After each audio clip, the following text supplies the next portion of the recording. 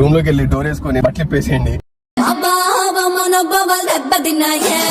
Wait wait wait wait don't judge me. అప్పుడే matter ఏంటంటే ఇప్పుడు మనం క్లయింట్స్ తీసుకుంటున్నాం కదా, వైడ్ మార్కెట్ లోకి వెళ్తున్నాం, గట్టిగా ప్రమోట్ చేస్తున్నాం కదా. సో నాకు ఎంక్వైరీస్ వస్తున్నాయి, గట్టిన ఎంక్వైరీస్ వస్తున్నాయి.